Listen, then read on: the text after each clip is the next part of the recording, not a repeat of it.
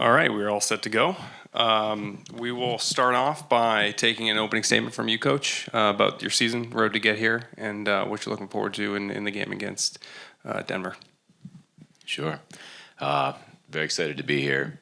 I think it's fourth out of the last 5 years. I think it's a really strong statement about our program. The consistency, being able to play an in-state tournament it's difficult to get here, and we took the hard route this year. But this team, I think, deserves to be here. I like the depth of our team. I think we've got a chance here to come out of this. We've played Maine and Cornell, so we know what we're getting into with them. And we just played BC last week, and Denver's going to be a similar foe. And hopefully we'll learn some lessons from last week. Thank you, Coach. We'll open up for questions for any of the three up here. We'll start right in the middle. For Aaron, you've played here multiple times before playing AIC, and there's definitely going to be a lot of UMass fans here. Just what kind of help does that bring to kind of have that on your side? I mean, it's great having our fans. They travel really well as it is, and for it to be in our backyard, it's amazing. The support we get really helps drive this program forward, and it makes it a lot more fun for us to do what we do. But I think at the end of the day, it doesn't really matter where we are. We're just glad to be here, and we're not done yet, though. So we have a lot of drive and a lot of fire still left in our gut, and we just got to be ready to go, and we'll make sure that happens. Ryan, why don't you answer that same question, please? Yeah, like Aaron said, our fans travel really well, especially when we go this year. We've gone through those Boston schools, and sometimes they've even felt like a home game here in all the UMass chants. They've been great this year at home for us, so to be here only 30 minutes away, it's definitely something special and something we're definitely stoked about. And Nate? Coach, this is for you. When you look back to the first time these two teams met, when you and David were both coaching back in the Frozen Four in 2018-19, that was obviously the first of the 4 out of 5 years. When you sort of take a look at how the program has changed since then, what do you think has changed, I guess, about the program, either reputationally or sort of where the expectations are now for this team now 5 years later? Well, I went back and watched parts of games we've played them in the past, and I don't think much has changed. Like they play a very similar game, we play a very similar game. So I guess that's a positive. Both teams have had a lot of success doing what they do, and I don't think us changing our game is going to help us. We got to be the best at what we do, and I think if we do, we'll be in we'll put ourselves in a good place to win. Coach, after last season where it was the first in a few years that you guys hadn't made the tournament, you had such a quick turnaround. Was it more of a culture thing, you think, or just kind of bring everything together to get back here so quickly after kind of a down year? What kind of went into that? Yeah, to have a strong culture, you have to have a strong identity, and that identity was what got us to the NCAA tournament. And we felt we got away from that. But culture is ultimately about the people in it and their makeup. And like these two gentlemen here are tremendous parts of our culture and our identity. We got away from that, and we made, with the help of the portal, you can make changes pretty quickly now. And we thought we identified what we needed to do to change. You saw us bring in some big, older guys to play depth roles, and they've done a good job at that. But we brought in some good talent, goaltending, a lot of the areas that we struggled with last year. We thought we made adjustments, and you could see it got us back here pretty quickly. So I like the makeup of this team. I like that when we play to our identity, we're a pretty good team, really good. And I just like to see it as consistent as possible. Yeah. When it came down to last Saturday, having to scoreboard watch to see if you were going to get in, this is for any of the three, were you guys, how closely, I guess, were you guys tracking what needed to happen, and did you guys, I guess, watch the Denver game, or how did you keep abreast, I guess, of the situation? So my family my wife and my son were in Florida visiting my parents, and my 2 girls were at school.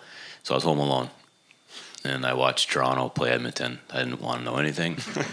I didn't want to deal with that stress, so I just waited for the text I knew I was going to get one way or the other. And Steve Trachtenberg texted me, and he said, "Let's go." And I was like, Denver won? He goes, "No, the game's still going on." "What are you texting me for?" So I had a friend in the Midwest text me early, and I don't know what he said, but I said stop texting me. I said I don't want to know, and so I sat and watched Toronto and Edmonton play, and at that point we knew Cornell had won, and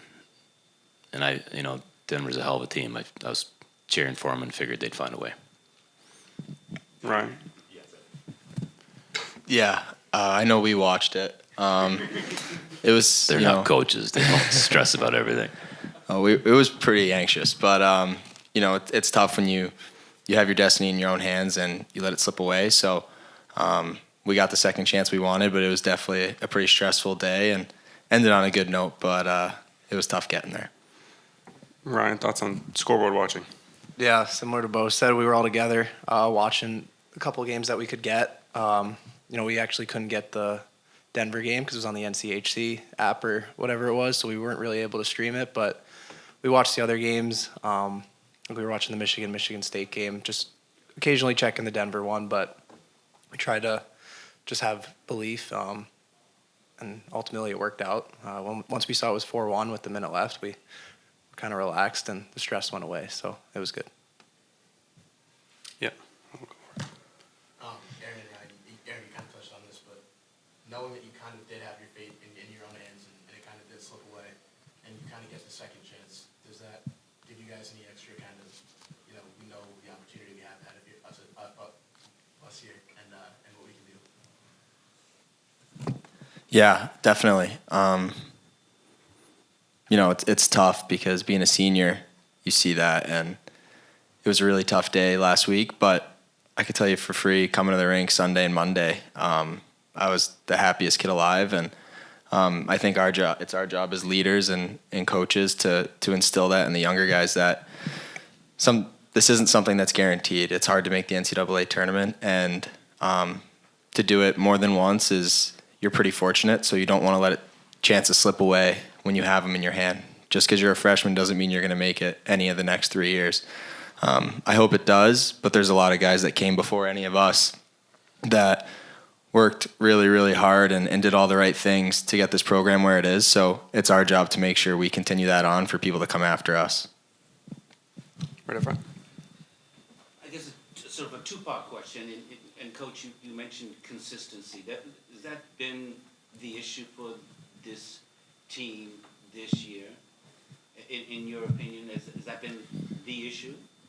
Yeah, I think so. We've got a lot of there's a lot of turnover, so there was a lot of new players. But even late in the year, when we're playing, I think we can beat anybody. I do. It's just a matter of getting it all the time. And as a coach, I take on that responsibility. I think my team, I praise them a lot and tell them I believe in them, and I do. And so it's a little bit frustrating because I don't think we should ever lose a game. And I think this team has enough and can do enough to win every game. So I'm excited to play here. I'm excited to hope we have a great turnout and great support, and I hope we get our top level game because that's why people coach, to try to get the best out of people, and that's the exciting part for me tomorrow. We show up and play to our level. At this time of year, I tell them all the time, and Aaron just kind of mentioned it. This is so much fun. It's winter's kind of going behind us, and spring's here, and you smell it in the air, and you're still playing. You should be so excited and grateful, and I don't know how you don't bring your best game. Like, this isn't the middle of January when you're grinding it out. Like, and guys playing like, we lose, that's it. So it's fun. I'm so happy that we're able to be here again for the last 5 years, and we've had success in the tournament, and hoping it continues. Just as a follow-up. Clearly last week's game against BC was not your best game. What do you say to the teams in terms of being able to rebound from that? Is it just a fluke, and I guess also to the players, but Coach, how do you rebound from something like that and facing Denver in this? I guess we're going to see. That's what coaching's about. We had 2 days of practice to try to flush that out. Had some video sessions, but most of it's messaging. And again, that messaging is, I believe, I told these guys 25 minutes into that game, the score was 1-1, and we were out shooting them 13-5. If it's a 25-minute game, we were all right, but 60-minute game wasn't. So maybe there's your inconsistency. But it's there. It's there for us. I know that. Every game, it's there for us. Ryan, what'd you say to the team after that? Yeah, it definitely wasn't a good feeling, but having these past couple days, it was really good for us to learn from our mistakes. That was really important for us, especially playing another similar team to Boston College. So just learning from our mistakes, flushing it out, knowing that that wasn't our best game, and keeping our confidence high, knowing that we have a great opportunity in front of us, and to run with that. Any other questions? All right, guys. Thank you.